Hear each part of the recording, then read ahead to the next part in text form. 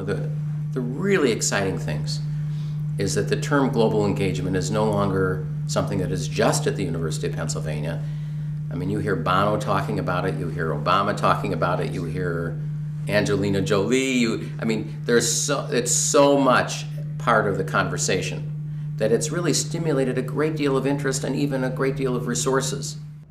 My interest is looking at how to use the best of what we know about how people develop, what some people call developmental science, to address problems of disadvantaged kids, youth, and adults in a lot of different settings, from the poorest countries in the world to wealthy countries that have large poor populations, such as the United States and in parts of the rest of the world.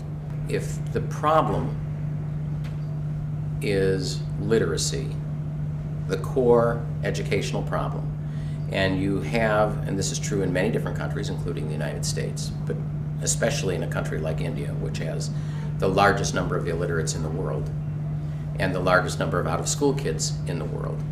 If you could design a program that could allow those kids to get back into school by leapfrogging over the fact they had dropped out of school, create the tools that allow them to get a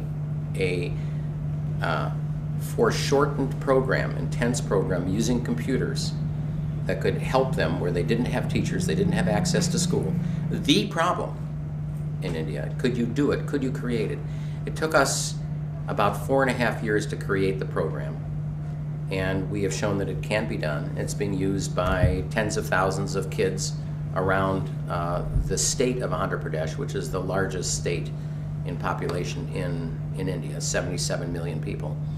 It's being picked up by the government, it was picked up by the UN, and we're now expanding into South Africa, where we now have a quadrilingual program in the northern state of Limpopo, also supported by the government. So it's exciting work. It's a computer-based literacy learning program? It is. Yeah. Except you don't have to type at all. Oh, that's cool. And you can learn how to write.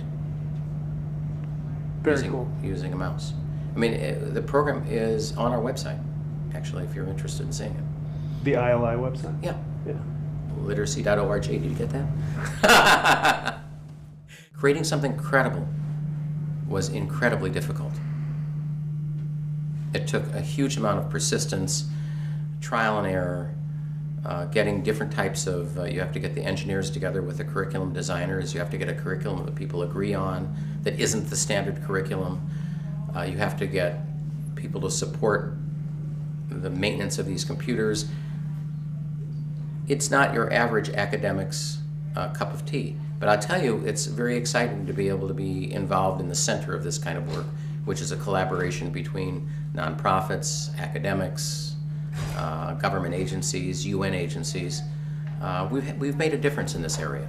Most of the schools of education that have international education programs are actually focused on a global perspective, where it was equally important to look at the OECD countries, the wealthier countries, Asia, Latin America, and so on, whereas we chose at the Graduate School of Education here at Penn to look at the development issues.